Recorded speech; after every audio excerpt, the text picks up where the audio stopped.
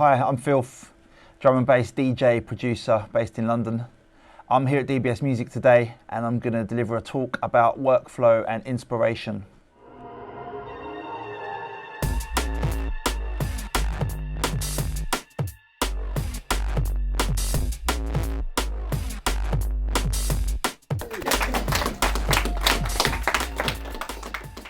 Hello guys.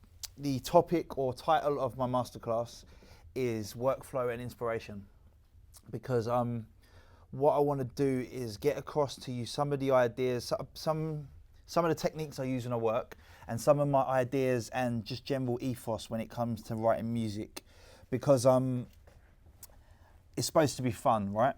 You love music, you get into music, it's really exciting. Someone shows you what EQs and compressors are and suddenly you're like, this is really hard. I hate this stuff. Why is it so annoying? And I feel like a lot of people spend time talking to you about how to use EQ and compressors and all the clever stuff you need to do, but everyone sort of forgets the music at some point along the way. And what I've seen is a lot of the time you get a track breakdown, which is great because you understand all of the details, the layers that make up a finished professional track, right? You can see all the stuff that goes into a track.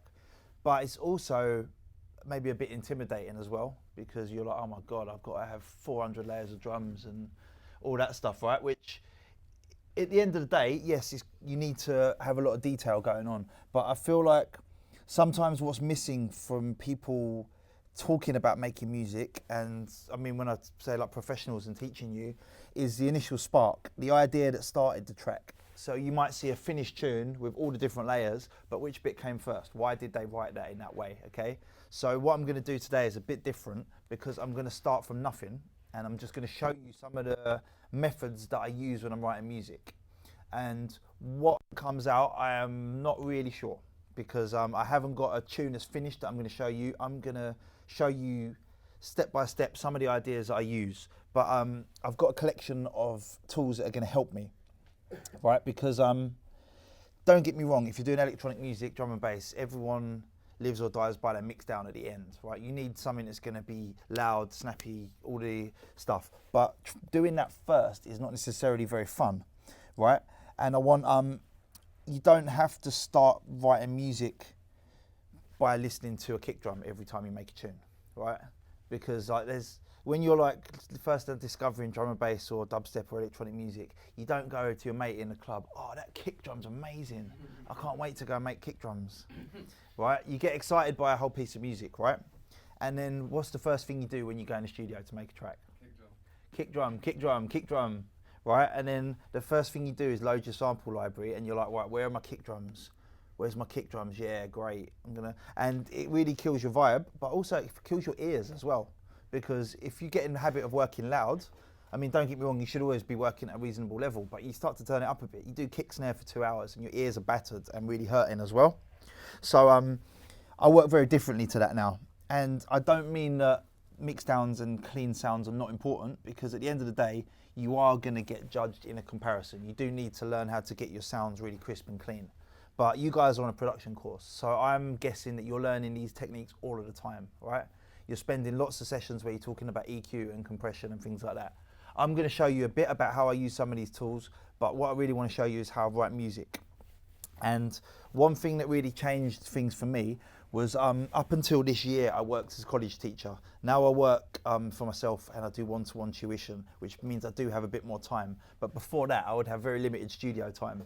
So if you've got one day a week to go in the studio and all you do every time is listen to kick drums on a loop, that is no fun and nothing's getting done either.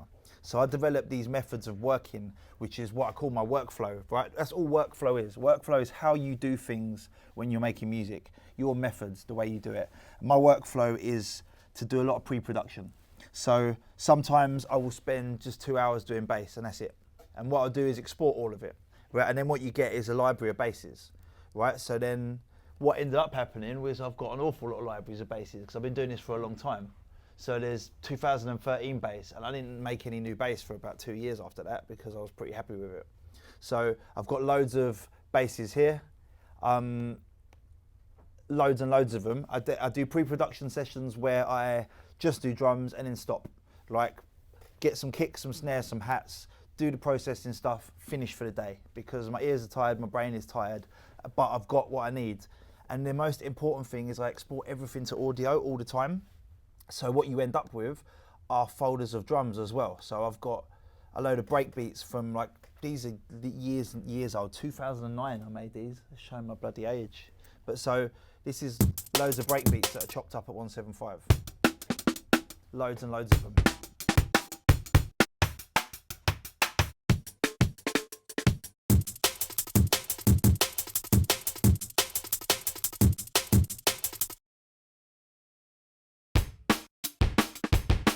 Right, and then again, I didn't need to do that for quite a long time because I did loads of them. I've done loads more in recent years.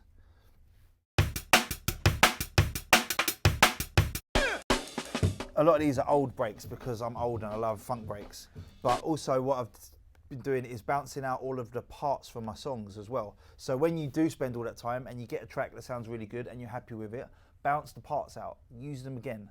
Because if you've done it once, you've got a really nice sounding kick or a nice snare, use it again, right? There's this sort of school of thought that you have to do everything new every time you make a tune. And like, I see people nodding, they're like, yep. I'm not allowed to swear because we're filming this, but don't do that.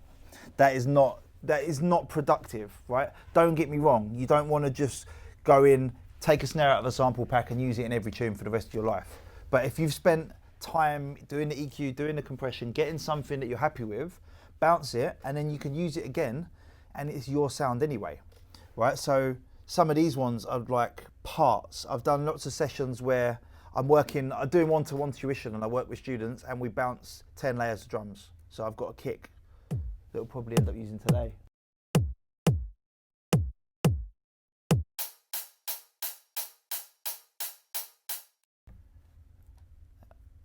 There's a break that I did a few days ago, and a bit later I'm going to show you some of the stuff that I did to it as well.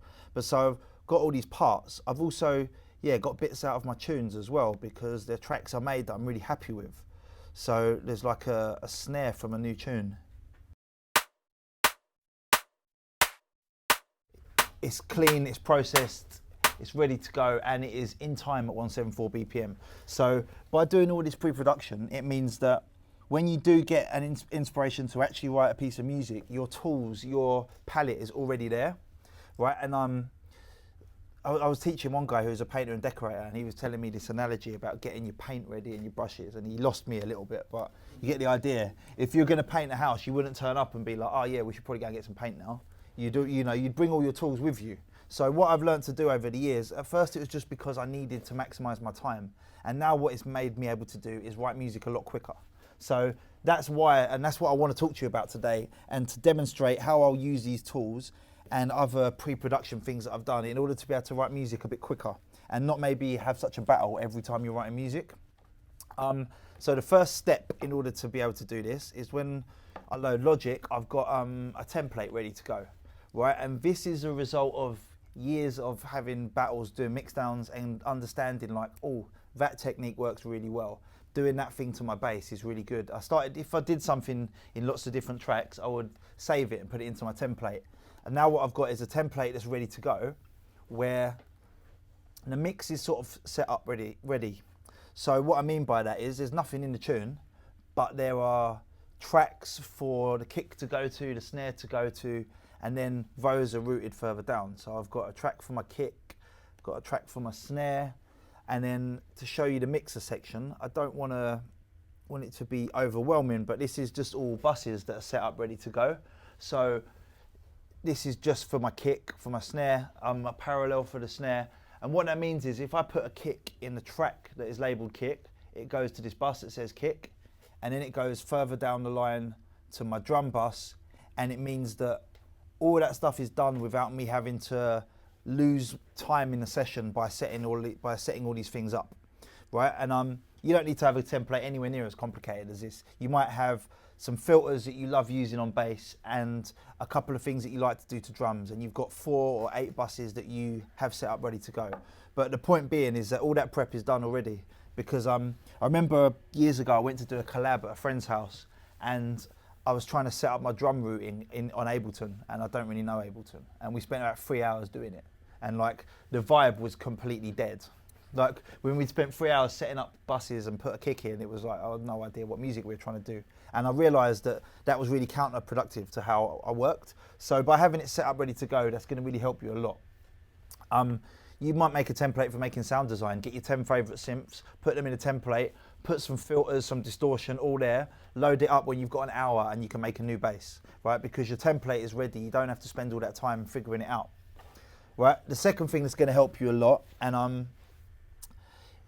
I've put my little thing on the screen to show you. I'm going to be using shortcuts a lot, an awful lot, because the more time you spend moving the mouse around the screen it's distracting and you're forgetting what you're actually trying to do. If you want to cut and paste something and you have to go edit, cut, copy, paste, you're spending all that time thinking about the program. And this might sound like patronizing, but you just need to learn the program inside out. When I was teaching in colleges, I would be teaching people shortcuts on the first day because I think it's really important. And what I've tried to do is just anything I do a lot of times, learn a shortcut for it. But the good news is you can learn them really easily. You don't have to go into into like sub menus or anything like that. If you click on a menu here, you see these icons here. Oh, letters here. Show library, Y. Library is where all your different sounds live, right? Inspector, that's this thing on the side here. So just by getting your head around even the basic ones, loading the mixer by pressing X, all of these things are what I mean by workflow, right? I've worked out how to maximize my time in the studio, right? And what I want to try and get across is just, if you add all these little things that make you work a little bit quicker, you can spend more time thinking about music and inspiring yourself and writing tunes rather than thinking like, where do I find that bloody EQ, or how do I load the mixer, or where's that window that I wanted? So shortcuts and a template are the first thing.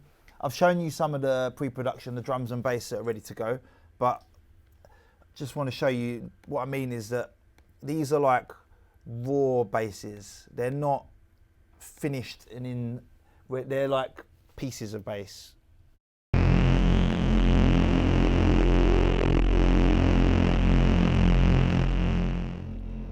No one's going to write a tune with just that on one note, right? But these are all ready to go. So I've got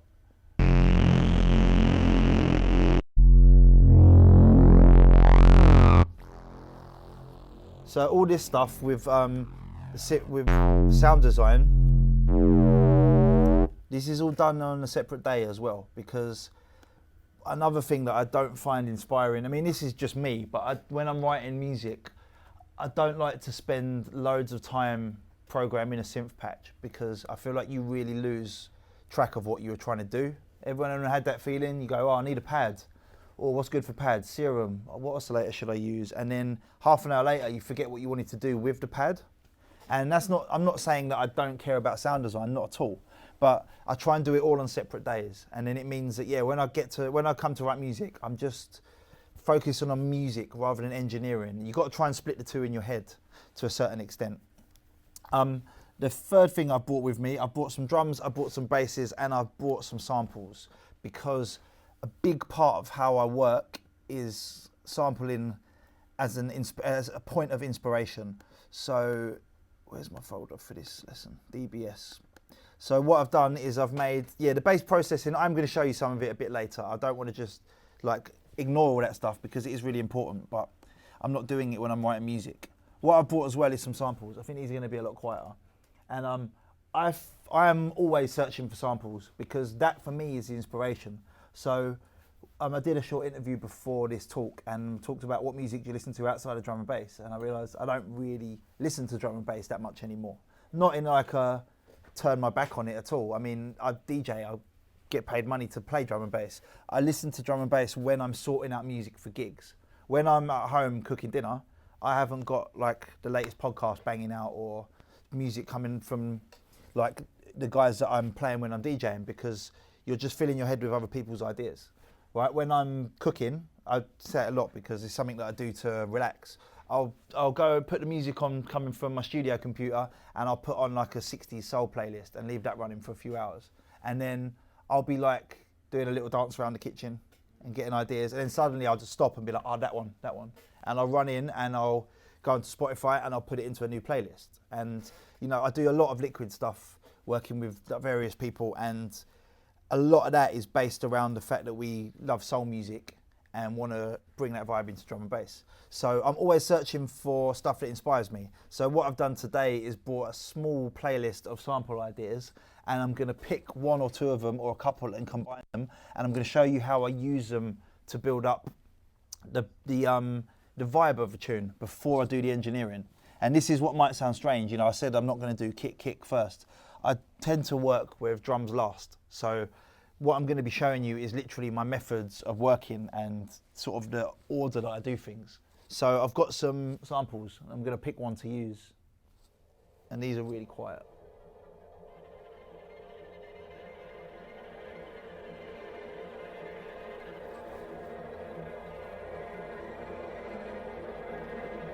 So creepy dark drum and bass track. This is the vibe, right?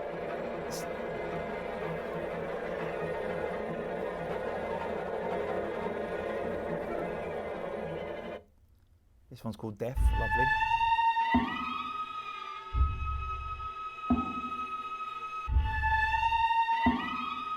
I love this one. I think this is one that I'm going to incorporate. It's a hook rather than a kick drum, right? So I'm going to chuck that. Under the skit? Is that from the soundtrack? I think it is, yes. Yeah, I think it might be. I think. So what, let's chuck that in as a maybe.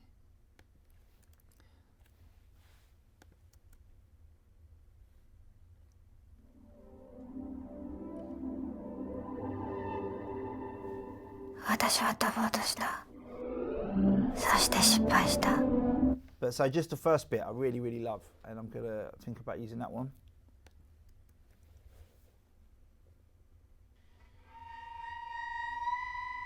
You see, this is like a variation on the other one.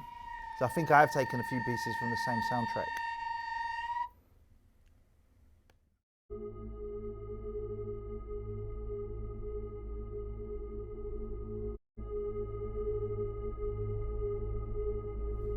Right, that one, it's just like a drone, a pad, right? Really like that one actually. So that might be a good starting point. So look at where I was, I jumped into it, 40 seconds or so. Okay, I've also done a little bit of pre-production on some of these sounds as well, because I recently upgraded my studio and bought some hardware guitar pedals, right? Because I realised what I love doing is resampling. Resampling is where you take something, any piece of audio, you process it, you export it, and you use it with the processing on, right? So any of these can go from a recognisable hook to a part of it stretched out, bounced it again to make a pad. Well, what I did last night when I was just finishing up my prep, I just bought some guitar pedals, and they're like, this isn't like crazy expensive equipment. I think they cost about £100 each. So one is reverb, one is delay, one is chorus. That filter is like my favourite thing ever. But what I was doing was running some of these samples back through the reverb.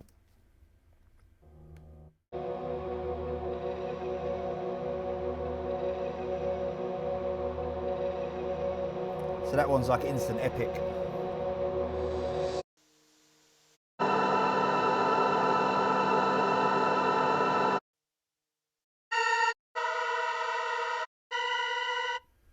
I think this is the same one, isn't it? One of these.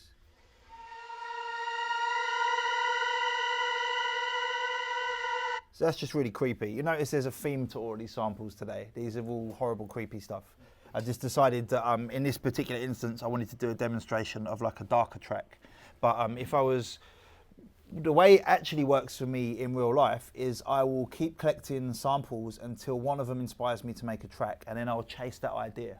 So it's like I say, if I'm listening to my soul playlist and then something inspires me to make a deep, liquid, soulful tune, I will take that sample as a starting point.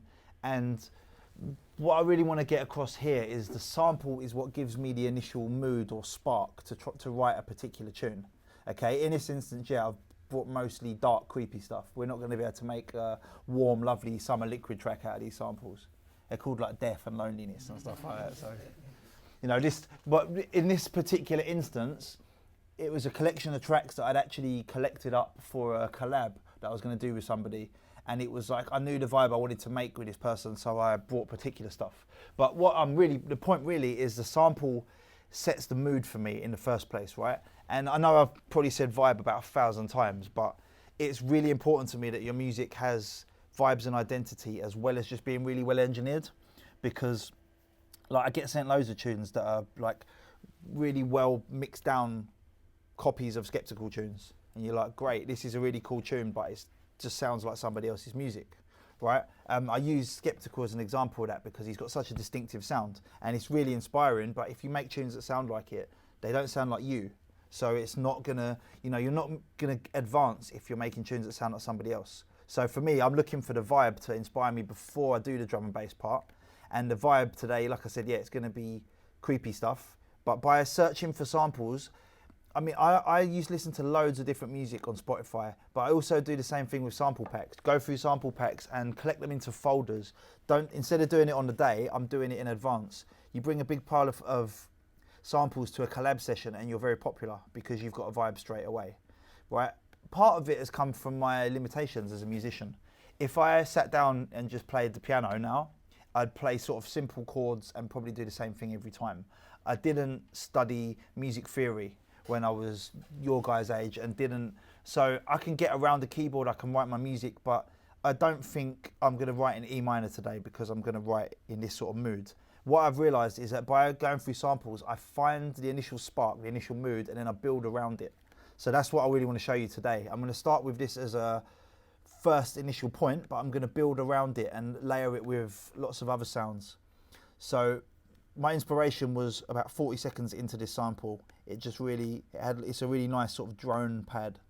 So I'm gonna go to it about 40. I'm just gonna cut it like indiscriminately because I'm not worried about it being super clean or anything like that yet. Right, I've got my tracks down here, which are empty spare tracks.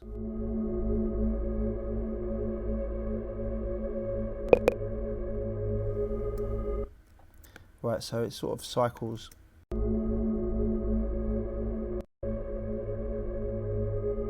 That's where I want to get it from.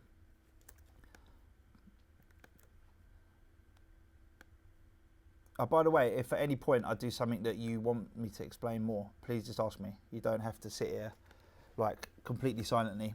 You can ask me questions at any point. I'm not going to be bothered because the whole point of the session is me showing you and explaining what I'm doing. So feel free if you want to ask me any questions. What I'm doing is just making sure there are audio fades in there, right? But there is actually a quicker way of doing that. You can just control and click and draw the fade. In this instance though, I just want like one fade really. What I want to do is make this into more like a pad where it's not necessarily as recognizable as it was in the first place.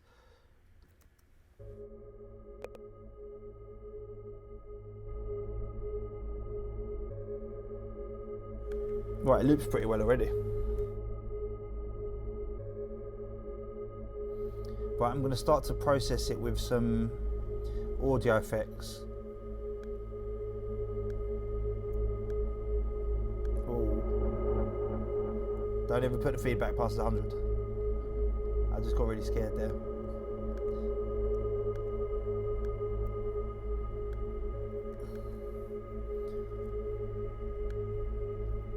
Reverb as well, I love reverb. Also, you'll notice when I'm using plugins, I'm barely looking a lot of the time. It's not because I'm like a plugin wizard, it's because I just want reverb. I don't really care about being precise at this moment. I'm using it as like a tool to create a sound rather than being super precise. I want to make it drift, basically. Would you send it to a bus later on, or you just, is that just something? If I had a group of tracks that I wanted to use on the same reverb, I would. Like I do have, on my mixer, I have a couple of reverb buses down here, but I found that I hardly ever end up using them. I tend to use reverb as more like a sound design tool to shape individual tracks. What I'll probably do is make a group for whatever comes out of this sound and then put reverb on them all together. But sometimes do it on a bus. I tend to do that more on basses. I'll show you that a bit later.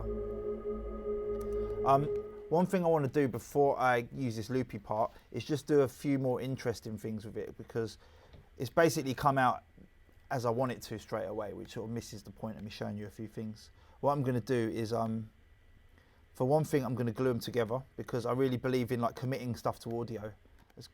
if I get these 4 and they're doing what I want, I'll join them together, bounce it down to a new thing. Now I've got a 16 bar pad.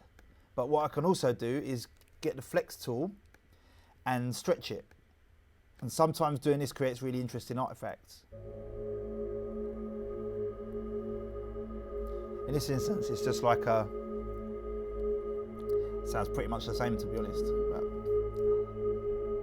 sometimes if you do this to a piano, get a piano and stretch it for 16 bars, and you get the strangest sound coming out of it.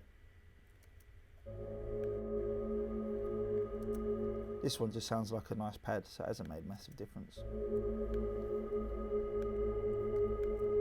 What I want to try out is whether any of these other samples relate to it in any way. So let's delete.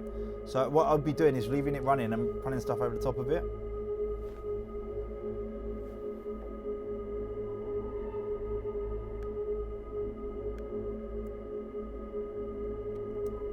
That's really quiet, so I can't actually hear it.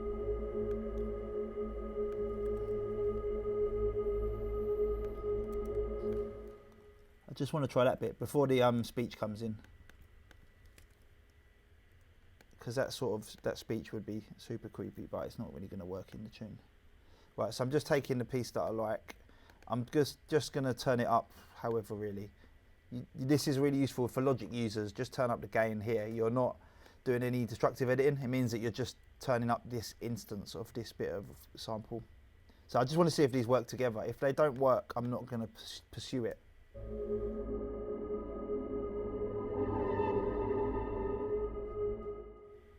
And in fact, I think just 2 bars of it is going to be more useful.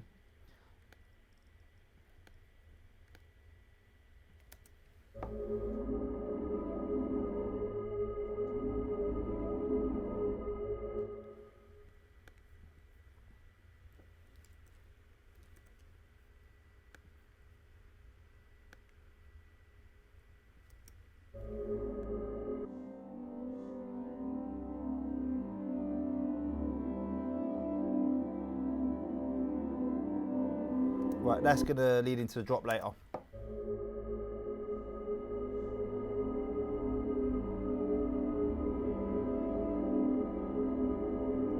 Right, come back to that sound. So what I've got is like a pad made out of stretching a bit of the sample, running it into reverbs and delays, and then what I want to do is start to build upon it. So I'm going to use at first just a really simple synth patch. Just what I want to do first is find out what it's actually doing musically. And they're just using the tuner plugin is really effective. I don't know why I turn around, it's in front of me. G sharp, right? That's very clearly on G sharp.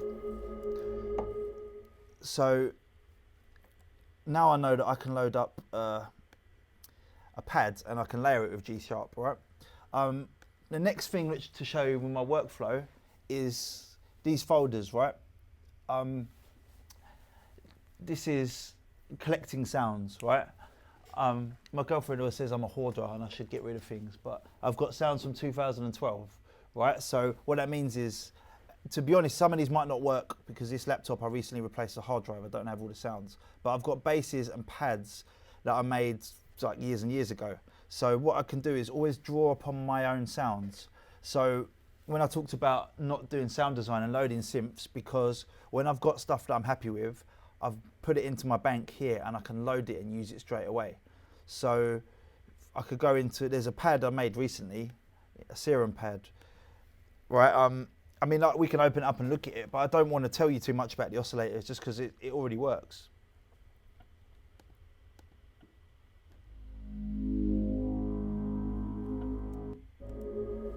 So that, if my tuner is correct, is going to be in tune.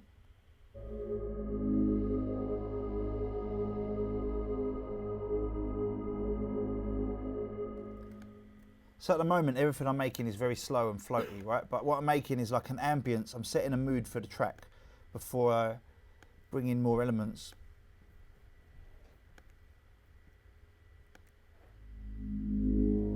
Right, that's really way too loud, but I'm going to put that down an octave.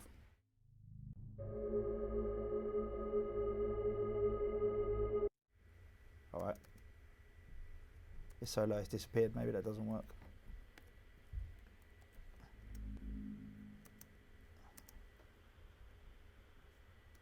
Right, I'm just going to turn on a different setting. Because I've got these really long notes, I have to let it go all the way back to the start. This MIDI chase feature just means that it will play wherever we are.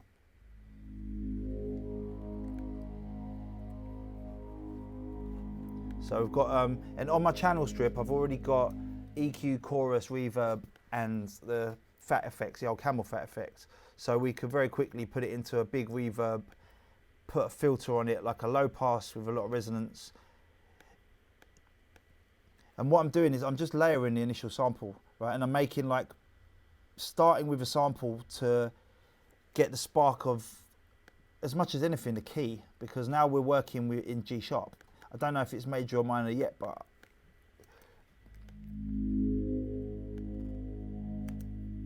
I need to turn that on.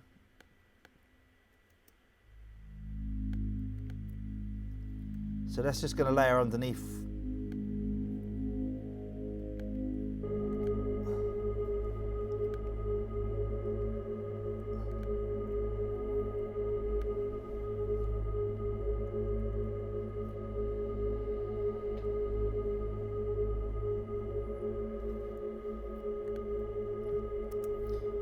Right, this is the next thing I'm going to show you is a very special technique. It's called the alchemy preset technique. Right, this synth has got loads and loads of great pads, and what I would like to do is combine like 3 or 4 of them to make a more complex sound. So I'm going to load a reverb plugin straight away before I hear it. Copy the MIDI across. I don't want the automation data. What I do want is G sharp again. I definitely don't want that sound. What I want to do is go into the pads and flick through. I just want to solo this for a minute.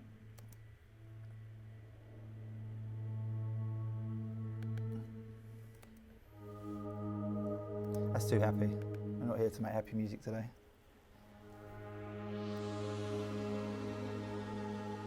Right, and what I'm going to do is filter it straight away, but I'm going to build up a group of pads that's made up out of just the presets, and I don't mean that as like a diss to doing the sound design, but what I want is to create texture through multiple sounds rather than creating a perfect patch.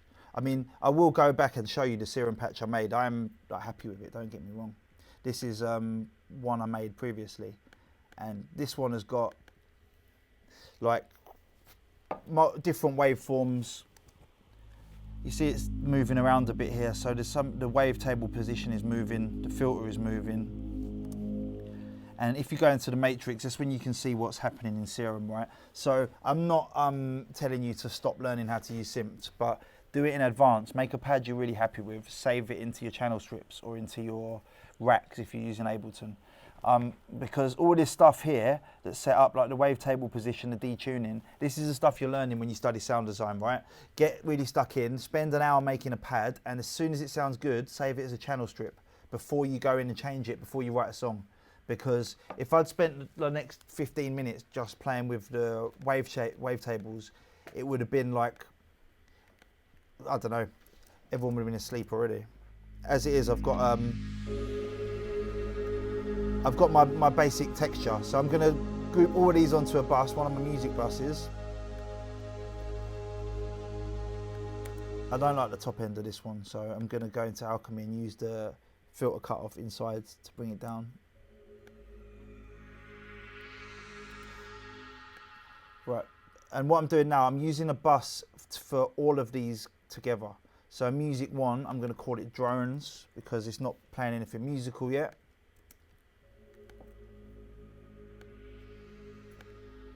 Right, you notice it all went much quieter. Right, headroom. Anyone know what I mean by headroom? That space. Yes. Yeah. exactly that. Yep, because I've got my template set up so everything is like, every bus is -5 or -10, and then I've got it set onto these master groups at the end, which are also down to -10, which means occasionally I'm having to mess about with volume here, and I'm probably going to play one of my basses and break the speakers, but it means I've got loads of headroom. Like, there's nothing going anywhere near 0, which means I've got space to add things in. Right, so now we've got starting to build a texture. Right, this one I'm gonna throw some of my favourite plugins onto it. I really love this chorus plugin. Do you guys have any Juno synths, like old Junos? Not, I don't mean at home because they're bloody expensive, but at the uni here. This is off a Juno synth. They've remodeled it, and it's just a really nice chorus. This is like Logic stock plugins, a ring shifter. It makes things. It's a frequency shifter. I put it onto the slowest setting, so it's moving over 32 bars.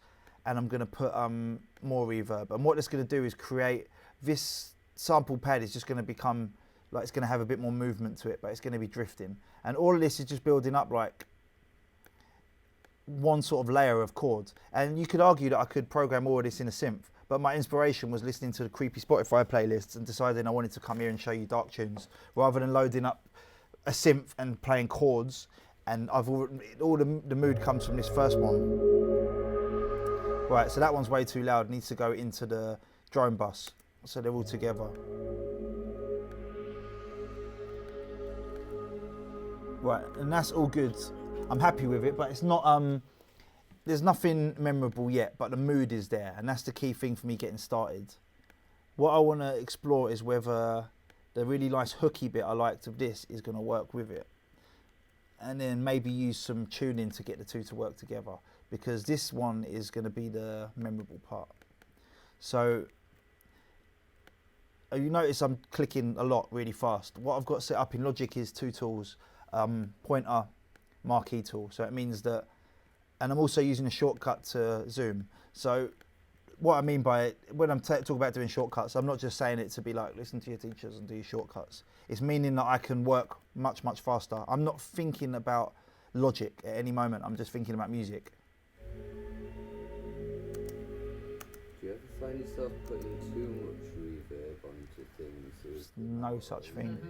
This is what I don't no. see from the way you're going about it, one on top of the other. It depends what type of sound. Like if it's the lead sound in your track, like if you've got a piano, you can maybe lose it by clouding it with too much reverb. Yeah. In this instance, I'm using the reverb as like part of the sound. Yeah. That's why I bought a reverb pedal. Honestly, I've never been happier. Right, this reverb pedal, this electro harmonics thing. This is the time mode, right? If you put it all the way, it goes into infinite mode. I did a test, right? You can like flick something into it, and it captures a piece of that sound, and then plays it back forever. So I left it on, and I went upstairs, and I come back 10 minutes later, and it was still playing. It's like, right. So no, you can never have too much reverb, but only at this stage. If I put too much reverb on everything, your track will sound really washy, yes. But what I want is these pads to live as like a wash. So it's sort of the idea for these bits. Mainly the one stacked on the other, stacked on the other, stacked on the other.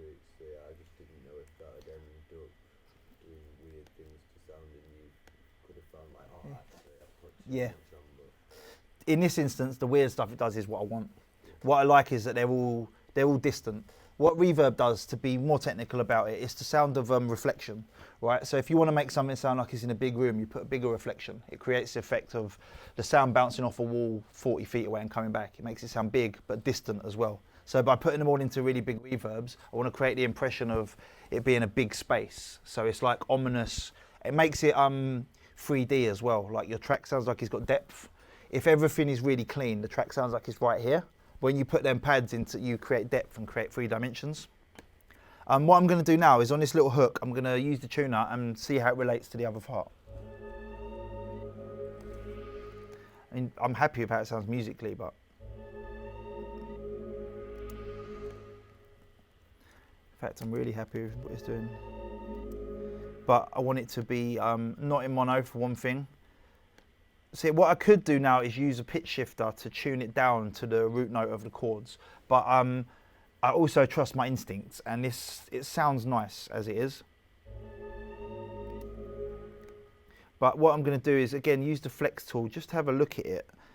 I don't want all those little points. What I want to do is stretch it out over 2 bars and see how it works.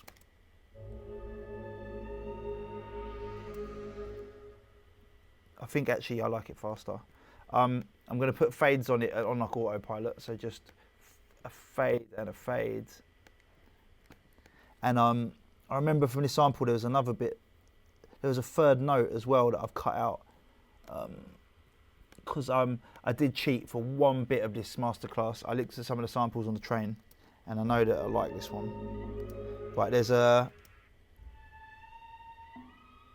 a percussive hit, right, which we don't want, or I don't want. You guys might love it, but sorry, I don't want it. And I'm gonna look, and I know that later on in the sample there's a bit more of it. Part of the sample collection, or the choosing of samples I wanted to use, was to find stuff I knew was gonna work. But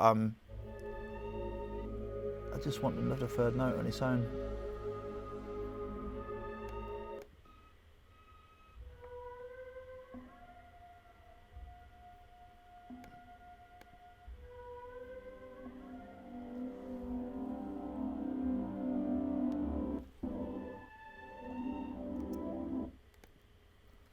Oh, that's that one. That was really confusing.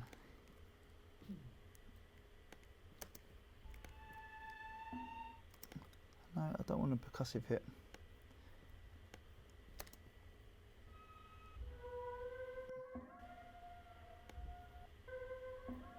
Well, what I want is that bit without the percussive hit. So I'm just gonna, look, you see the big spiky transient, and take that bit. Because what I wanted is to make this into a 2-part little hook. That's going to be the interesting part. Because like, nobody heard a tune and was like, oh, did you hear that tune? It was all floaty and pads for 7 minutes. It was sick.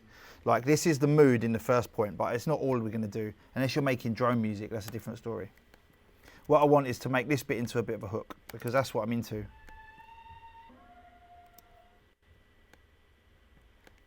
I need to move a little bit more of the percussive sample.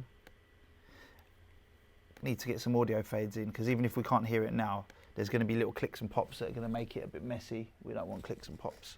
So put the fades in even if you can't hear it. What I want to do with this now is work on giving it a tail with some reverb.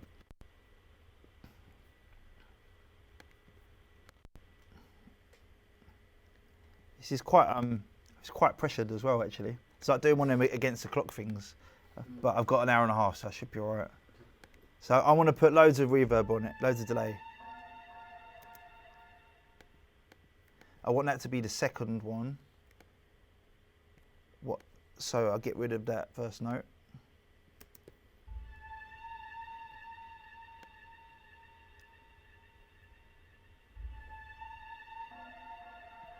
Right, that's something hooky, creepy but hooky. I'm hearing a little bit of a bump on it, and so I'm going to EQ it before anything happens. Remember, when you're using plugins, they come in from top down. So what that means is if I put EQ now, I'm not going to delay all of the stuff that I don't need. There was a little knock in the bottom. Let's just look at it. And also, don't be afraid to use the analyzer. Look, see that big bumper stuff there? Don't need that. That is definitely not what I was listening to in this sample.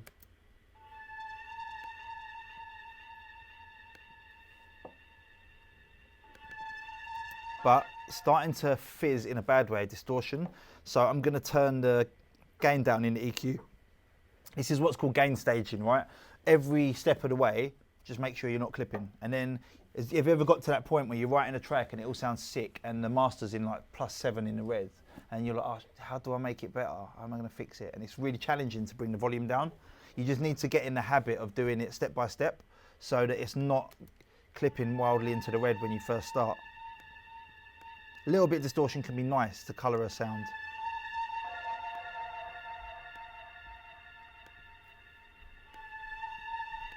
Right, there's my creepy hook. Right, again, I'm going to make it into a 16-bar piece of audio because I find that easier to work with. That was completely the wrong shortcut. Sometimes I do that and then you press quit and panic sets in. Right, one thing I need to do now is I need to colour and label everything because I'm getting a bit confused and I'm the one making it, so probably can't follow. Right, cool. So that's providing just a shiny bit of the pads. That's the deep part of the pad. I think, to be honest, I want to EQ even more at the top off of it. Just do that. And also, I'm not afraid of having bass in my pads. I watch loads of stuff online where people like cut everything at 100 or whatever, but then your track's got no depth. So what I want is this pad to actually be really bassy. And combine with the shiny top. I need to colour them as well. I'm really picky about doing this and like obsessive, because later on you'll start to, when you're writing the track and you need to work out what to put next, you can literally look at what colour hasn't been there for a while and be like, oh, okay, I can add that colour in. So that one's a drone but in 3D. That's the main point of it all, so I'm going to put that at the top. So I've got my group here of my pad that was like, gave me a key, right? Now I've got my hook.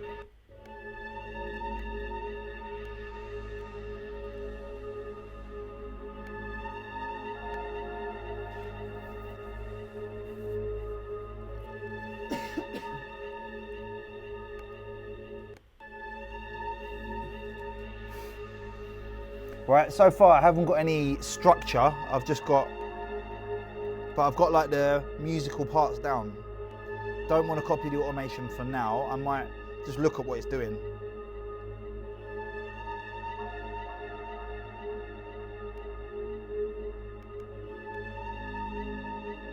Right, and I can start to draw in some automation that will make it feel like it's progressing and moving. So I'm going to use a low cut on this pad and cut it like that.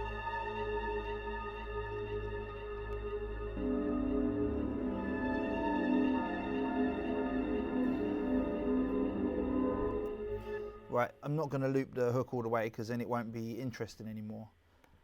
I'm going to look at this little 8-bar riser thing and see if I can tune this, because make it work with everything else.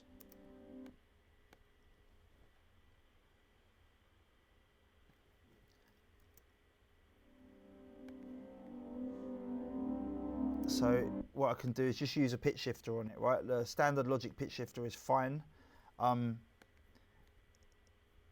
I need to just shift it to this on G sharp. So I need to put the tuner after the pitch shift or you won't notice it doing anything. So it's on G, one more and it's on G sharp.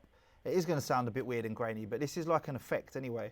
This is going to be the riser. I don't care if it sounds a bit weird. In fact, I'm going to use this chorus to make it a bit weirder. And it might not sound like it, but the whole tune is forming in my head already. Because, and most importantly, my ears are not knackered from listening to kick drums. And I promise you, we are going to listen to some kick drums. This is drum and bass, not ambient floaty reverb music. But this is what, so I'm going to put that into the drone. No, I'll put it in this own group here, 6. Riser for now. Right, this needs to have its own group as well.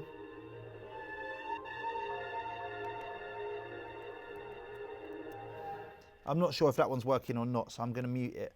I'll try not to delete things if I've got a half an idea. You might find that thing you thought was rubbish could be really good when you come back to it. Honestly, sometimes what I'll do is like half an hour of loading Alchemy presets just to find nice textures. And in this instance, I'm definitely not going to spend half an hour doing it, but I'm just going to find a few more that might add to it and then start to add in some rhythmic elements. All right, that sounds too hopeful.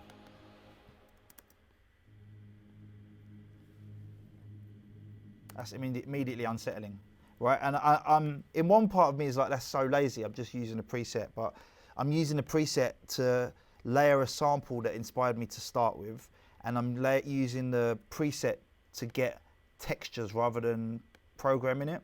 So that's like a thick layer to it. Do you do this when you're making like any track? Like, you don't take ages doing it on solo tracks, the whole Alchemy stuff? No, when I do that on separate occasions. Like I said, the one that is in Serum, I did spend a long time making it but then what I did is I saved it so I could use it again and again. So as another example, I can go into my channel strips for 2017, and I've got a couple that I'm really happy with that I can use again and again. This is also another Serum preset. And like, so what I really mean is doing this is not inspired, it's not writing music. And what I find is that when I've got an idea for a track, I want to get it down really quickly.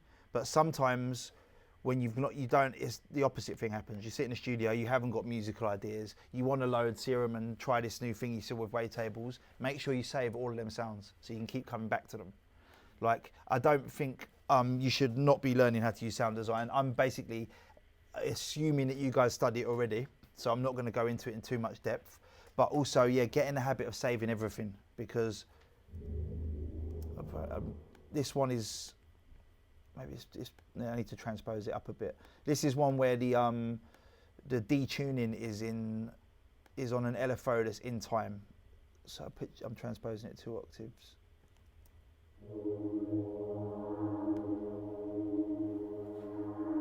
So it pulsates. Right, that LFO there is controlling the detuning of the waveforms. But I guess what I mean is when what I want to do is have these all set ready to go, so that when I come to write a track, I can concentrate on writing rather than programming the synths live in the moment. So this one, I've got a pads bus ready to go. Again, I want to filter it a bit more, because it's just like, I look at it as you make lots of layers of a chord. I'm not like I said at the start, I don't have musical training in that my brain necessarily gravitates to, let's write these chords today. But once I find a sound that I like, I want to make it sound much more complex. So by using my layered pads,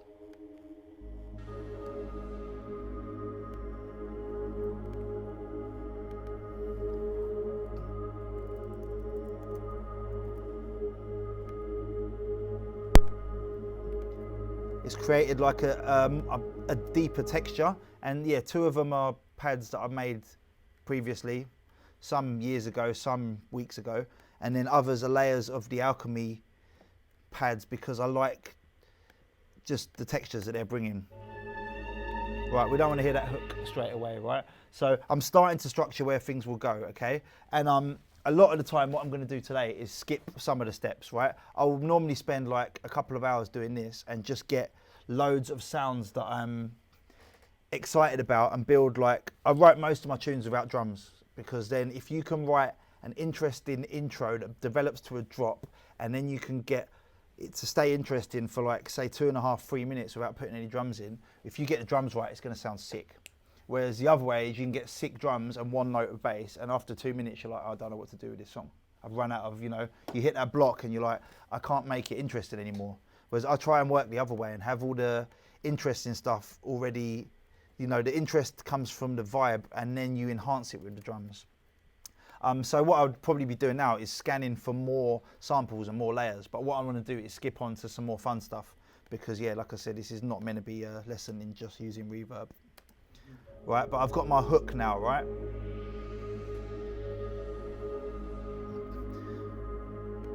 Now what I'll start to think about is the bass instead of the drums.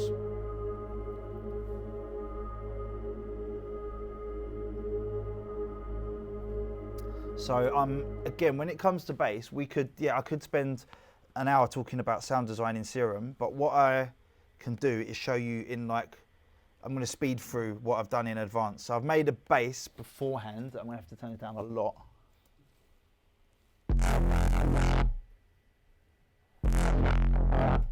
Right, so that's ready to go. This is what I meant about doing your sound design in advance as well. I made a video of this as well, but I didn't speak. I was gonna. What I might do is, if I can find a bit of time, I'll just narrate the video and I can pass it on to your tutors, because this is the Serum bass, and what I've done is bounced it. Basically, got a bass that I'm happy with and bounced it. Yeah, I actually made like a 4-minute video, but without me talking. So you see like the movement of the waveforms and the filters is all set up. And don't get me wrong, this took ages. I was spending but after an hour of doing it, I was so tired and my ears were hurting and I wasn't in the mood for writing music anymore. So I've exported it, bounced it down to audio. I've labeled it as well. I label them all by the note that they're playing. So it's bounced on F. So it means that when I put it into the sampler, right, it will be ready to go. It will be tuned for me. So I followed the Logic sampler and I'm going to load it in stereo because mid-range should have some stereo information, sub-bass should be mono. I'm going to put my raw bass into here. Right, it's immediately tuned it to F0 and I'm going to save as. So it automatically will take me to my sampler instruments folder, but you see I've got years of basses as well. And so DBS Serum version 1 because we'll probably do a few variations. Right, so my bass is ready to go. Do you not worry about transposing it up and down? Like if the sound changes far away from zero. That's my favourite part, because when you, you're right, when you transpose it, it changes, right?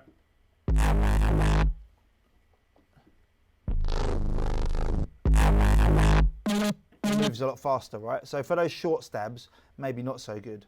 But what it means is the movement, the LFO movement is different on every note that you play.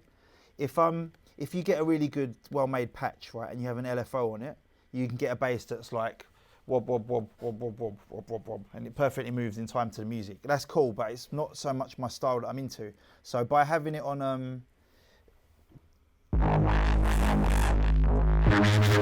see, it moves really fast as you go up, and that's what creates excitement when you hear it out.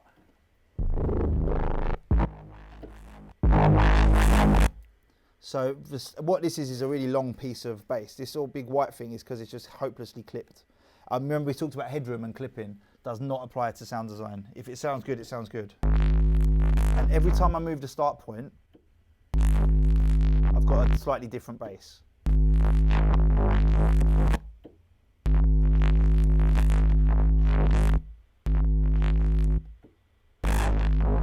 Oh, that one's like barking. I made one bass and my missus said it sounded like an angry dog. I was like, I'm well happy. Best compliment anyone's ever given me. Right, so I'll save that again where I've moved the start point of the sample, right? Now what I'm gonna do is see how it can fit around this hook.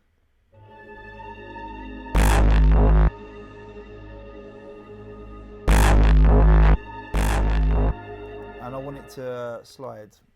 I'm gonna start to get into some LFO stuff, but I like to do it at the second stage. So when I've got this bass that I've really carefully made in Serum, don't get me wrong, it's like working out what everything's doing, getting it all to move, and then just low pass it straight away and see what interesting stuff comes out the second time around.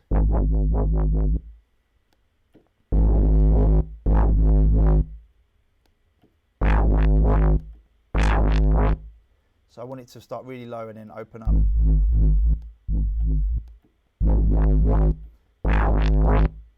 And what I'm trying to do at this point is I really want to hear what the bass is going to be doing before I start writing it.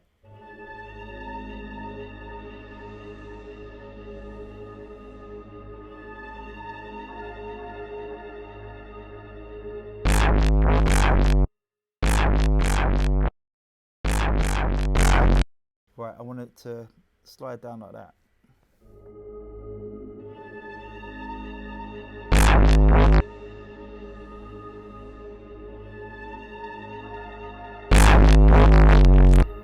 And so I'm diving into the pitch bend straight away. I want it to have movement. I really want my bass to sound alive.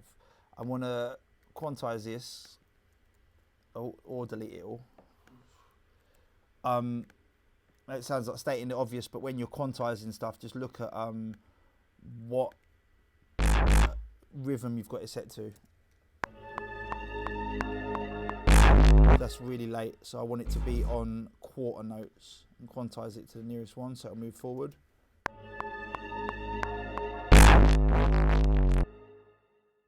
I want it to hit on the second snare. I get part of this is spending a lot of time doing this music. I can sort of understand how things work rhythmically.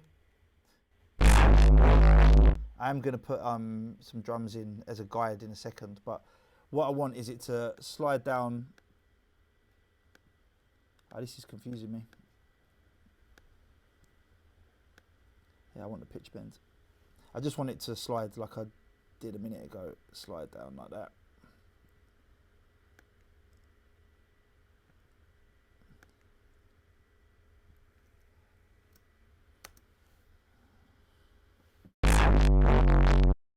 Right, that's going too low, so I'm going to change the pitch bend to 1 note. I'm going to change the LFO and make it like a rhythmic 1/3/16. And I'm going to clip it like mad. Right, so the fat effects or the camel fat is my favourite thing probably ever. If I get the distortion in here and start to push it more.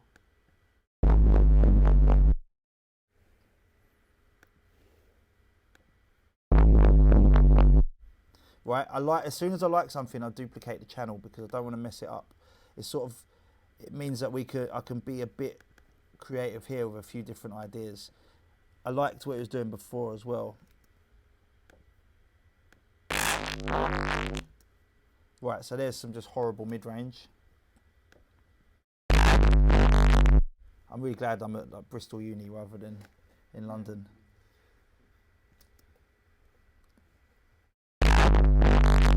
Right, there we go. Now it's starting to move. Now what I want to do is send that to some reverb. So to answer the question about using reverb on buses, I've got a Reese bus set up and I've got a reverb ready to go.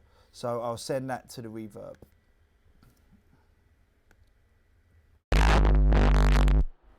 And what we'll get in a second when I stop clipping channels, I'll put that to the Reese bus. So it's all going to be turned down a lot suddenly. So that's how much headroom I've saved by going back to my bus structure. I can turn it up again without being scared of breaking the speakers. Right, so there's too much reverb now. But what I've got is like a movement and a tail in the reverb. I need to make sure there's no low end in the reverb. Would you clip into your buses and then your buses just turn down? No, what I've got, well actually though, I've got my bus has already got the camel fat on there to clip it at that stage. Yeah. So it can't hit any reds. So I've got a piece of bass like this, and I'm doing the live bass line. This is even more pressured. I thought doing the intro was pressurized. So I'm gonna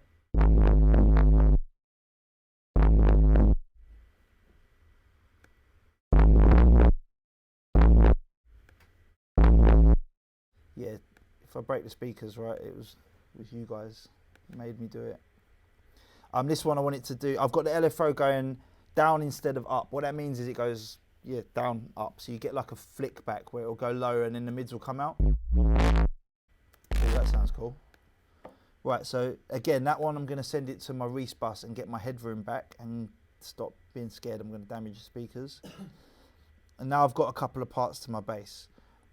Right, like I say, I'm sort of trying to speed through each process, right? But the minute I get something I'm excited about, I just chase that. I don't, possibly the worst thing you can ever do is listen to someone else's tune and go in the studio and then be like, my tune's not good enough. It's not as good as that person. Because all that'll happen is you'll get stuck in like, I want to copy what someone else did. Whatever excites me, I'm running with it.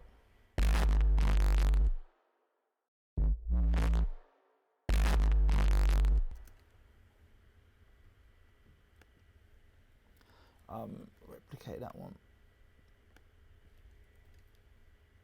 So I've got like a 2-part sort of call and response bass. And it should all be in key with my intro.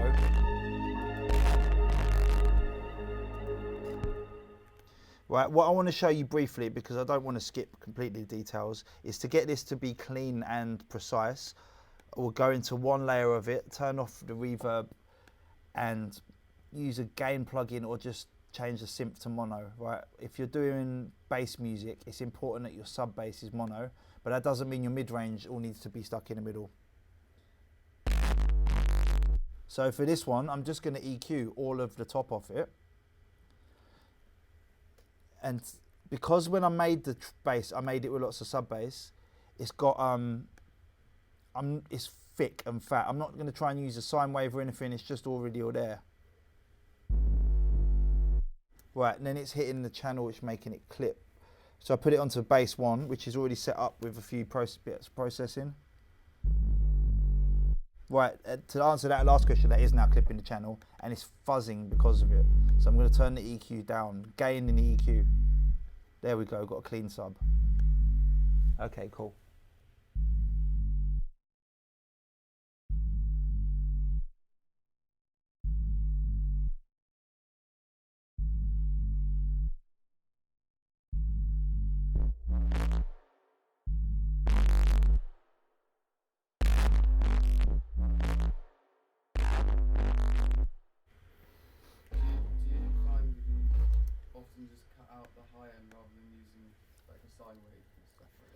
Yeah, because what I want is all of the bass, the mids and the sub to have the same movement, so that when you hear it, it pushes in one movement. Yeah. If you just put a clean sine, you get like, it rumbles but doesn't feel like one thing. Yeah. Especially the LFO movement on these ones, it's important that the sub feels like it's moving with the mid-range, and if you just do it with a clean sine wave, you lose that, you lose the movement, the shape. What I want to try and do is put one more bass in, and then I'm going to demonstrate what I meant at the start when I talked about being able to do drums quickly without killing my ears. I promise you we're not going to listen to any kick drum libraries. That is like the bane of my life, to be honest. Right, there we go. To answer that question properly, you see how that pumps? That it's got like a defined movement to it. If it was just a sine wave, there wouldn't be any of the same movement. And so what it also means is I've split the bass out without, there we go. Right, I need one more bass, and I'm going to cheat and use one I made earlier, which is the whole point of everything I do. Right, if I go into my sampler library, I've got basses from 5 years, and I can go into one that I know is going to be good straight away. I want one that's going to be a little bit different to what we have here. Too many choices, but like all of them are good. Oh, apart from this one. There we go. So where I've I know what I've done here. I recently fitted a new SSD, and I haven't got all of my same samples. The 2009 ones, I checked, they're all ready to go. Oh no, that's the one we're already using.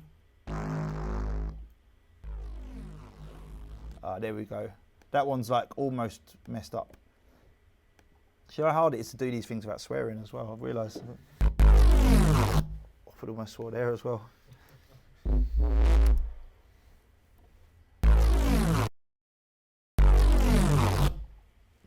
So at the moment I'm only using G sharp. I'm just basically writing a one note. The latency is really bad. So that is low latency mode.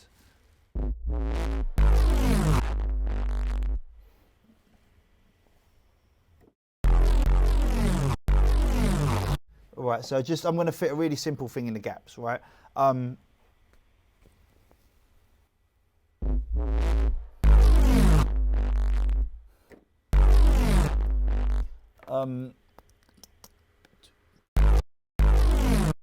that is going to hit on the snare beats, right? So again, it's nearly damaging speakers. So what I'll do is I have in my template, I have 5 Reese groups and 5 bass groups. So I can put it in Reese number 2, get my headroom back.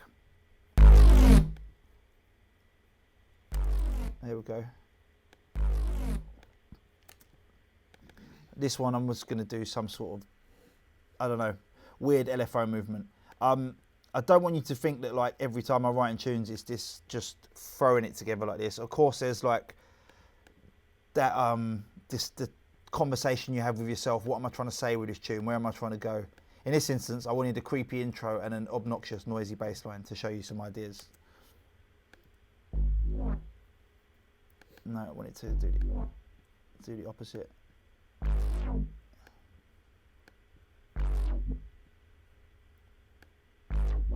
No.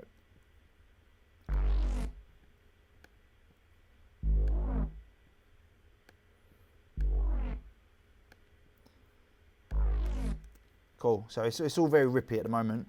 What I'm going to do is duplicate it and use another filter. Use a bandpass filter to get some interesting stuff with the mids. So bandpass, it only lets certain area through, right? So if I put it low, we'll get low frequency. If I put it low and put the filter movement up, there we go, it's starting to do some ripping stuff. This one I'm going to put chorus on it, and I'm going to take the bottom off it so that it doesn't have any, there isn't any issues with the stereo image.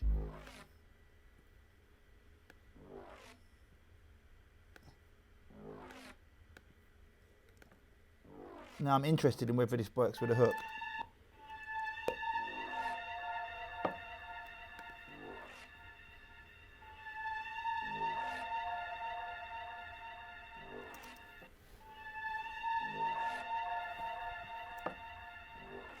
This one I want to send it to the reverb as well.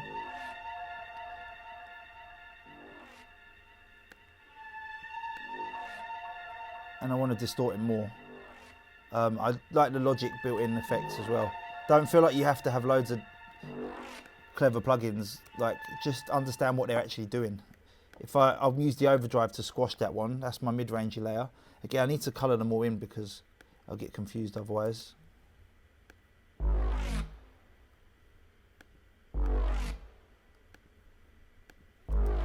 I just want to duplicate this one into the sub, and really what I wanted to give you is an idea of how I build basses using samples and actually writing rather than just looking at oscillators. Talking, it sounds like I hate sound design. I mean, don't get me wrong, I really enjoy it, but I don't enjoy it in the middle of writing a tune. I end up getting, you go like, oh, I've got this really good idea for a bass, I've got this really good idea for a bass, and then 45 minutes later, like, what the hell was I trying to do? What I want is a call and answer, question and answer between these two. So this one's gonna talk to the other bass.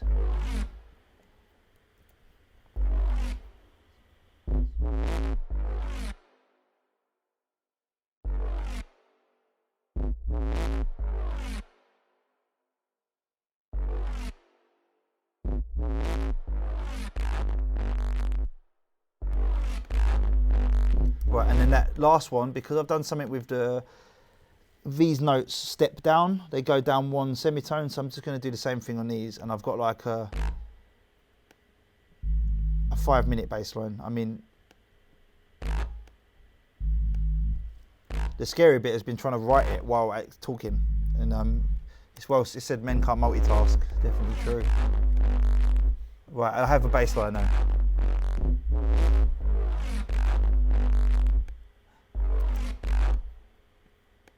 I don't think I'm going to have enough time to really show you how I'd structure this into the track, but I'd basically have all the mids filtering in.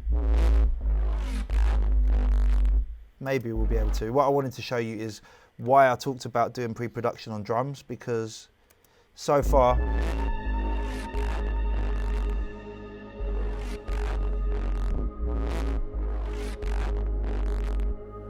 right, I'm checking it with the intro. Musically, it all works together. Otherwise, if your bass and your music don't work, you're going to have a very disjointed track. Right, now what I can do is draw upon lots of drums. Right, so breaks, I've got, I'm going to go to 174 purely because I've got some new stuff that I'm happiest with. If I go into, so there's some hats ready to go.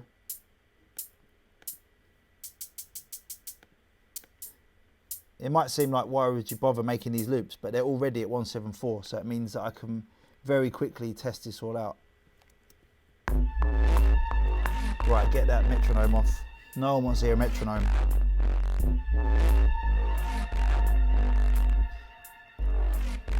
Right, I need a kick and a snare, and what I've got, in this 2019 folder is loads of drums that I've previously made that I'm happy with. Right, the first bit of that is a bit deeper, that first kick. So I like the depth of this kick. I'm going to go immediately to where it says kick in my template, and I've got an idea in my head for the pattern. So first up, I'm just going to normalize it, and I'm going to cut off the... Yeah, the first one doesn't have such a clean attack, which I actually like. I want it to be a little bit subdued. I need to trim this. Again, my marquee tool. Then I'm using shortcuts in order to quickly do fades, curve that one a little bit so that it is tighter. Do you just work with audio files rather than running it through drum racks and stuff? Yeah, personally I prefer to be able to look at it. That's the only reason really. I just like, I think I always did audio, and then when I tried to move to MIDI, I can't see the pattern, if that makes sense. It's really it's just because it's what I'm most comfortable with. And part of what I wanted to talk about workflow, and workflow has been able to work fast. So I basically do the things that I'm most comfortable doing. Right, I've got a pattern that was already in my head, so I'm gonna now pack this into a folder. Actually, no, I'm just gonna export it, because if I export it to one loop, join it together. So I've made a kick drum pattern, right, which is Why did you pop that bit on the end and then cut it off? so I can then cut it as a 4-bar block exactly. Right, I see. Because if I joined it without that one, in this instance actually it would have been alright because it goes right up to the end. Yeah. But I just want it to be all 4-bar blocks. I think actually Ableton does this copy and pasting it like this a bit better. It makes things into blocks. It's a bit more, it's a bit smarter like that.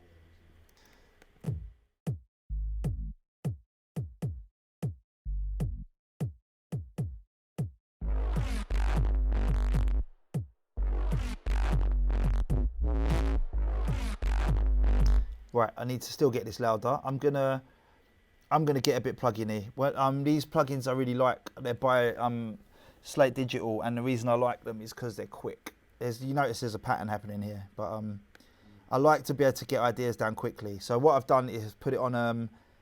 It's a console emulation. The Brit N seems to bring extra low end to things, and I'm putting more low shelf in. I felt like the kick wasn't weighty enough, so I've used 3 low end boosts there.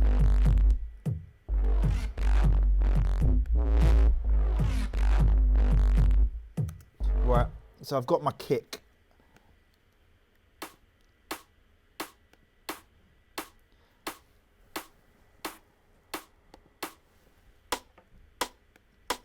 Right, that's creepy minimal snare. So, yeah, the reason I have these all bounced, like I say, is so that you can. My idea is definitely today did not involve anything to do with a snare. My idea involves like a groove pattern.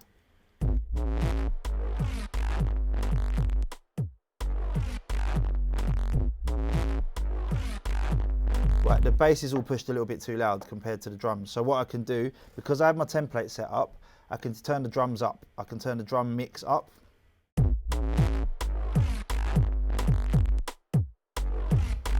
Right, now what I'm looking at here, don't worry about what number it says, and don't ask people what number to put your bass. Just make sure you got headroom and make sure they're roughly level. Right, I've got 5 dB of headroom to work in, so, and I've got a kick that punches there, right? And like I said, we could have done an hour masterclass on making a kick, but I definitely wouldn't want to listen to that.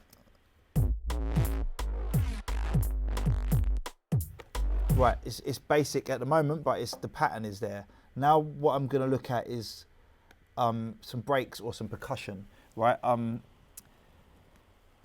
Somewhere around here, I made this is a break beat that I love by the Headhunters called God Made Me Funky. Right, at this point, I do want to show you a little bit about doing the drums, right? I'm going to load that in, and I'm going to chop it and make it all seem like a real piece of music in a minute. But that is an old classic break by the Headhunters called God Made Me Funky. Oh.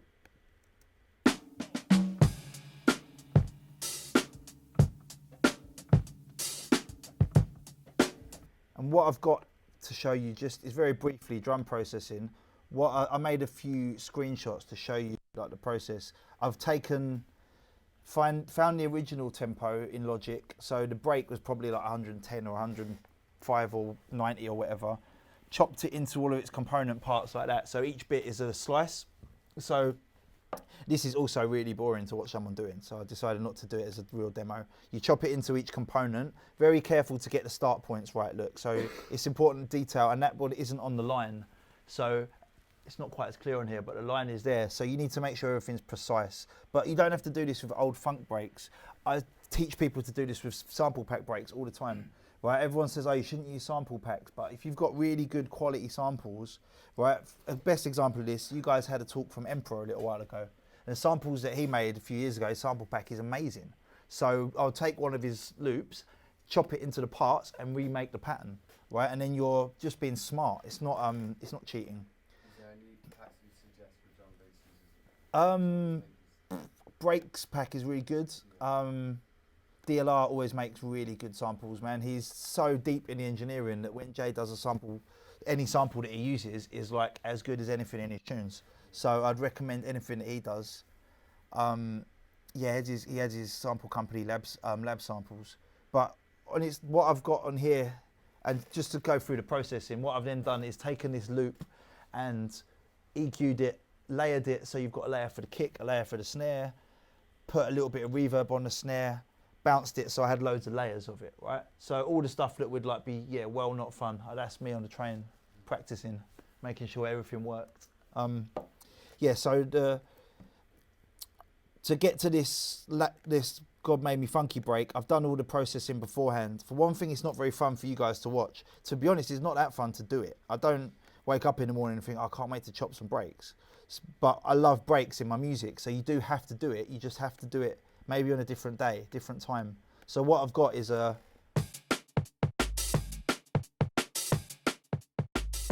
Right, so for some reason that little sub refuses to mute. Hang on, I don't want to sub just for a minute. Right, and I'm going to still re-chop my break because it doesn't quite fit what I've done here. So there's a shortcut where you can chop it into like 8ths or 16ths. So now I've chopped it into all the parts, right? I can rearrange the pattern. Actually, I want that one to be there. I don't want the second kick because that's not what my pattern does.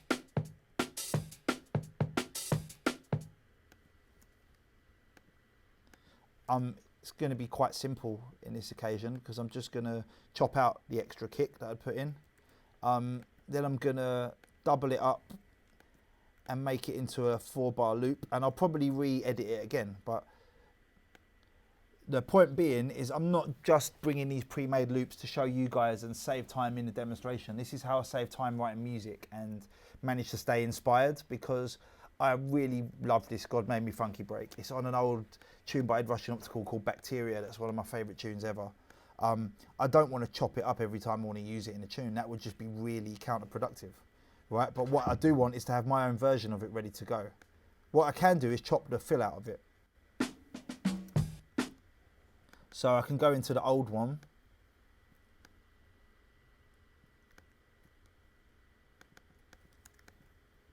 Oh, where does it go there?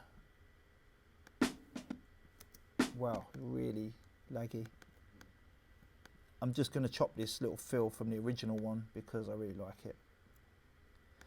So I can maybe put it in somewhere else. But I started doing this sort of chopping and bouncing drums like a really, really long time ago. I mean, like 10 years or something. I was realised when I was at uni like you guys, I was like, I don't want to chop up drums every time I do music, but I really want to use old drums because that's what I like. I mean, don't get me wrong, if you're into more minimal sounds, don't go looking for funk breaks to chop up. Chop up sample packs that are really clean. Make your own patterns. Make your own snares that you've taken sample packs and exported it and refitted it to suit what you want. But take the time to do it. Do pre-production, and then when you go to write music, it is just much more fun again. So that's not going to be in the right place. Sometimes when you're saying about making the stretching, like adding the bits, I'm going to do that just purely so I've got a 2-bar thing that I can understand a bit more. So I've got the fill that will go at the end there. So now I've got the headhunters copying my kick and snare.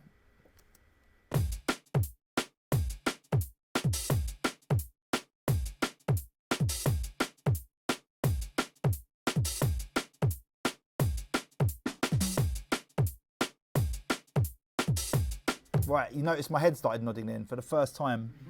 If your head's not nodding, then you're not doing it right.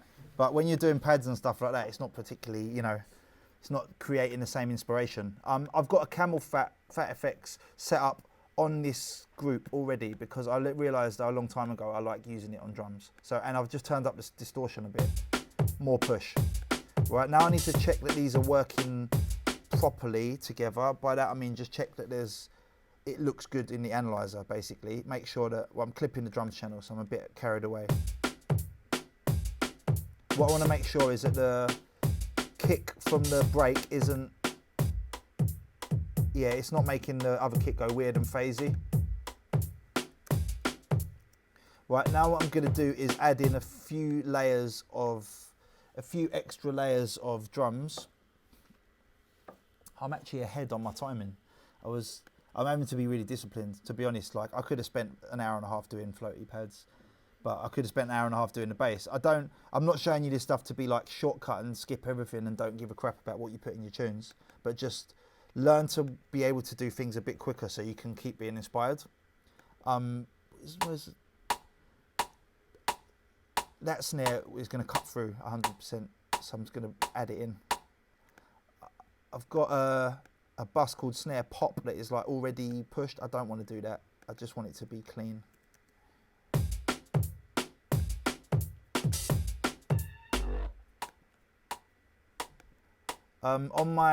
The snares are already going into bus number 3, which means that they're going to their parallel. I need to just route them to the snare bus. All that means is that, oh, that's a bit hard. Right, so the snares are going into one channel, a bus together. At the moment it's got a compressor on there. I use the Logic compressor like to clip things really, but just as a quick bit of compression tips, if you set your attack really short and then set it a crazy amount, we can hear what the compressor's doing. The attack time is when it starts working. With it on 0, it's compressing everything straight away. If I bring the attack up a little bit, that's what 15 milliseconds sounds like. 50 milliseconds. So I can hear the transient. And then what it's doing is not compressing that first bit. That's what an attack time means. What I like about the Logic compressor though is after not compressing that bit, you can use some built-in distortion and clip it, and I can make my snare louder. Right, so we're getting to the point where it's hurting our ears. Good. We're making drum and bass. Except that snare is insanely loud now. Need to get the break up a bit louder. I've got some distortion overdrive pushing it.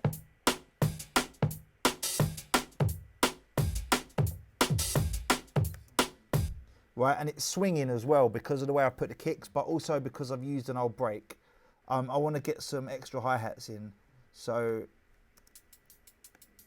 it's a classic like pitter-patter hi-hat. The bit that I won't get to show you guys today is how you would develop the arrangement over time, okay? Because I'm not going to have we'd have to stay for another hour to sketch out an idea for a tune. What I'll do is get all these hi-hats in and use them at later points.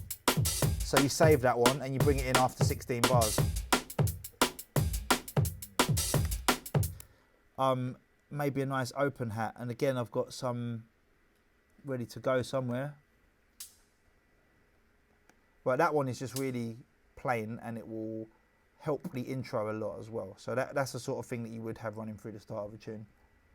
I'm normalizing everything and turning it down. I mean, that's slightly counterproductive, but what I'm doing is just making them as loud as they can go, then getting the right volume.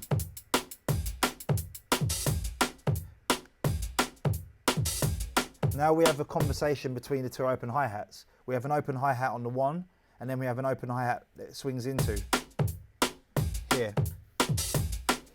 So we've got that little conversation going. Willem's pack is really good as well, some really good sounds in there. in this instance it's not the right pattern, that's going to be too busy. But you see, like, they've got loads of old breaks ready to go. What I want is just more hats. I want a really fast one. So yeah, so I've got some like hats that are on 16s already. Oh, I know it's there. Oh, there it is, it's hiding. So this one I bounced 16 bars of air for some reason. Right, so this is like a hat on 16s. Right, now it's suddenly starting to sound like an exciting tune.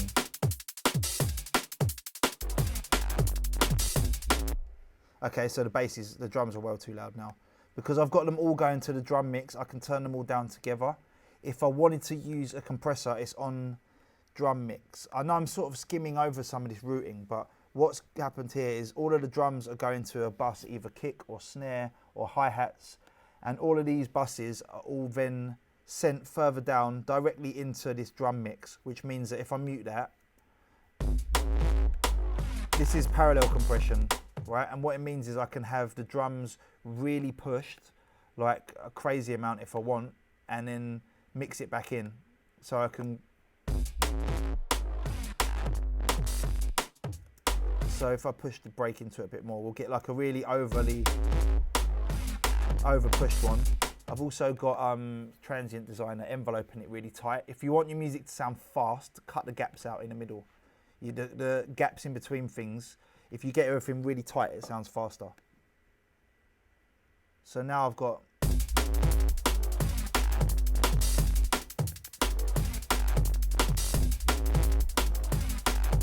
right drums. See, the snare is just crazy loud. It's louder than everything in the tune. But that's easy. I can just go to my snare group and turn them all down together.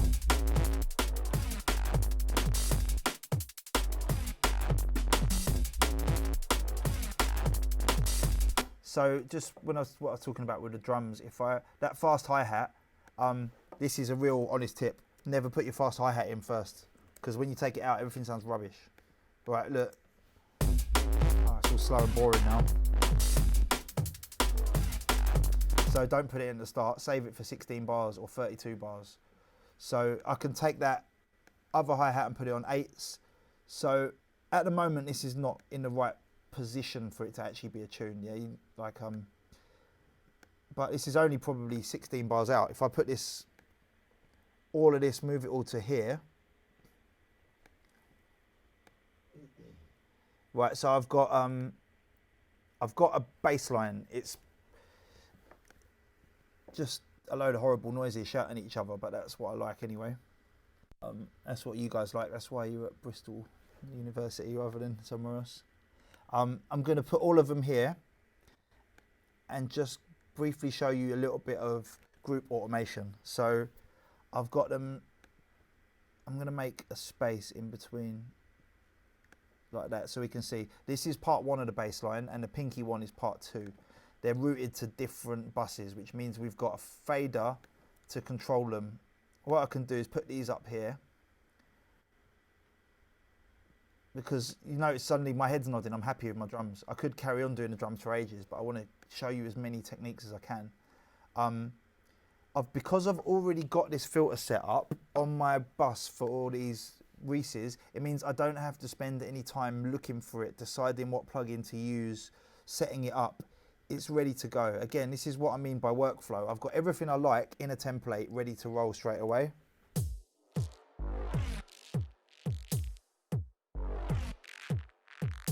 That actually sounds pretty cool. That was an accident. So just the kick on its own is good. I'm going to turn them all down, because otherwise it's going to make the drop sound like it's got no impact.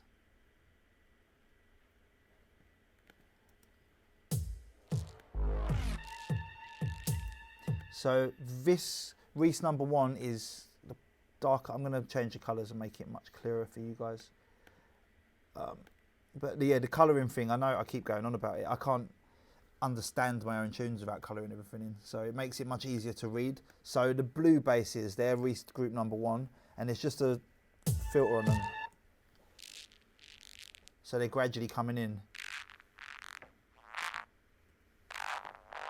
Now if I go onto the other group, there's a filter set up so I don't have to load it. Again, that's important to me, having it all at my fingertips.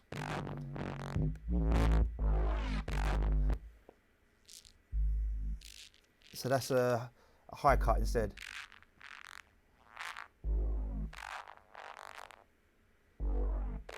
But that's, to be honest, that's not that effective. I think the same thing would work to do like a low cut. And we've got that weird riser that I made out of stretching something. I'm not sure if it's going to work or not, but it's definitely going to feel like a piece of music.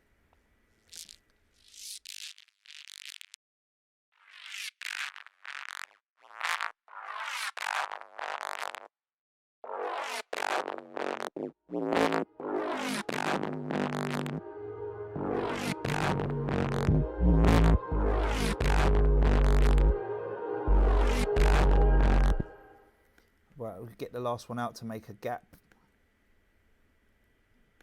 That confused me, so I just clicked undo. I'm not going to lie to you.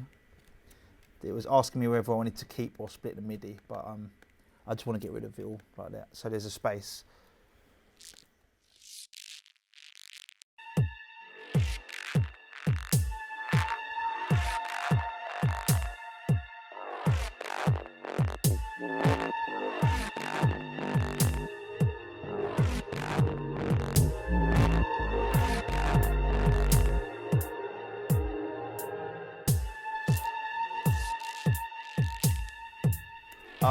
This is a like controversial point, I guess. If you haven't got hi-hats, it's really hard to mix the tune if you're DJing. But if you have got hi-hats, it sort of ruins the vibe for me. Like, I'd never woke up in the morning and thought, I can't wait to hear some hi-hats. So I often like try and avoid having them in the intro, and then it makes it harder for the DJs. So you've got to really work out what you're trying to do. I'm going to have that one fading up from here, so it can gradually fade up, and then I'm going to put hi-hats in and make it mixable in this instance.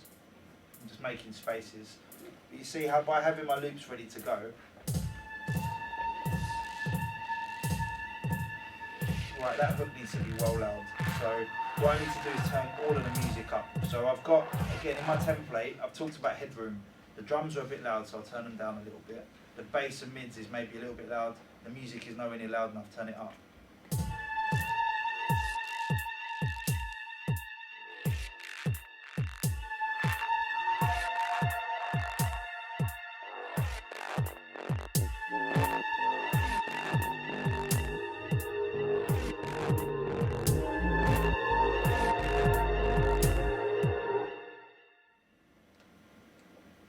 That one, I want to do something weird to it and reverse it. A new piece of audio so I don't mess up my old one. That's really important, because if you ever put your drums backwards by accident, and you ruined your whole tune. So. Put them back the other way. Hmm? Can you just reverse them again? Yeah, you can, but it's what you'll realize, if you reverse like a kick drum, it reverses all of them. So if you just make a new, file, it's just neater, I guess. Yeah. What I want is this riser thing and this to work together.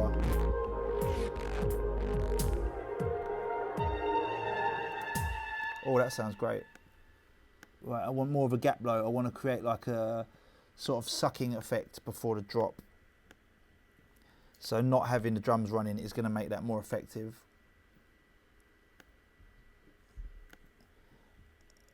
So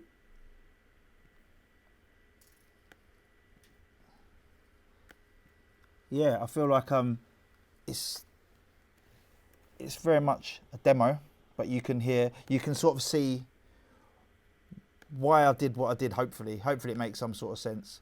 But the main thing for me is that doing the doomph doomph bit is cool, but it's not the vibe of the tune. The vibe is these creepy pads.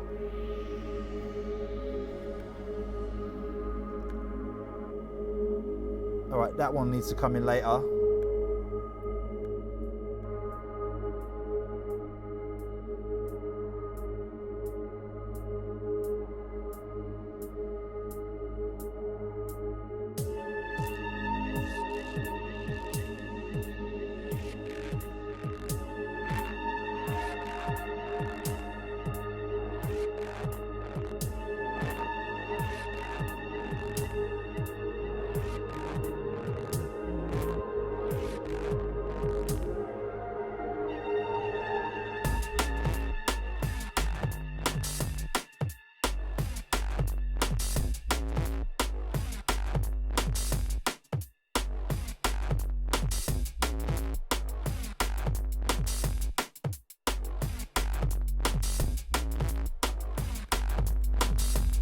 then the fast hat, that'll make it interesting, exciting.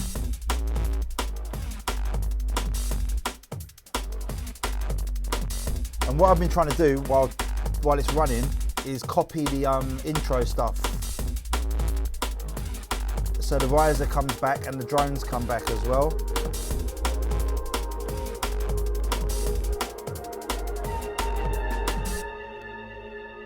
Right, and then I end up putting all the music stuff way too loud. So mix-wise, it's a little bit up and down, but also not, because my drums, my bass and my reeses are all controlled within the programming processing that I like. And my music stuff, although it's way too loud, I've got it all on one fader and I can turn it all down again. So if I wasn't trying to explain it at the same time as I was going along, this would be exactly what I'd be doing when writing a tune. I may spend I would spend more time on any one element, but I wouldn't do anything differently. This isn't like a rough demo idea of what I do. This is how I work. Find stuff that excites me first so that I've got a vibe for the intro. And all of these pads were what told me to do the drums and the bass like that, because it felt like sort of ominous, creepy, and I wanted it to keep that minimal vibe going. And then the drums that I've used are like my construction kits, my stuff that I've already got ready to go. The bass is, again, is construction kit, stuff that I made for today, but stuff that I'd made in advance. So by having all of this stuff, right, the most important bit of the whole video is the bit where the God Made Me Funky break come in and my head started nodding, right? That's what we're aiming for. We're in the studio. Not to make the best kick and snare ever before you do anything, to get something that gets your head nodding quickly, right? If you can get within, like, I don't know, I've been talking to you guys for about an hour and a half maybe, and in that time I've managed to get something that's getting my head nodding and get an idea down quickly. That's really what I wanted to try and get across to you today, to learn ways that enable you to make music faster and enable you to have fun while you're doing it, right? So that when you get in the studio, whether that means working in the studios here, working on your laptop with your headphones, working in a room with big speakers, whatever, you can have fun and get excited about what you're doing, right? And that is really essential for me, because if otherwise you've chosen to do music, you're studying, you're going to hopefully make it your career. You don't want it to be something that every time you go in the studio is like stressful and hurts your ears. So what I've learned is ways to make it fun and quicker for myself. Don't get me wrong, like with all the drums, I can see and hear stuff I want to do to it. The snare's a bit too toppy and so on and so on. You can always go in and refine that.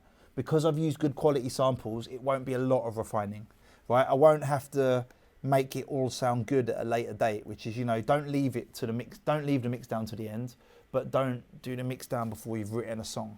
That is the main point I really wanted to get across. Have fun while you're doing it, get it to sound good as you go along, and then the mix down will be easier as well. But more importantly, your studio sessions should be fun.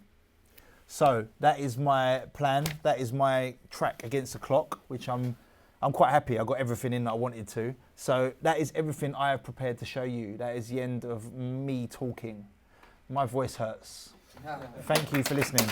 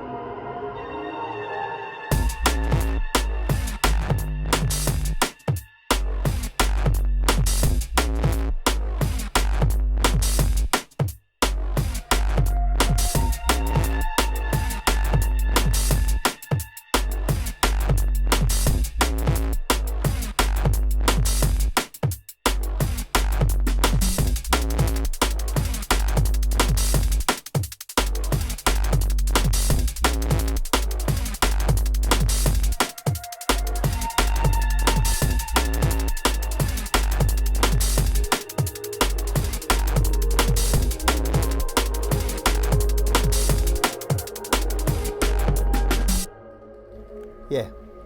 And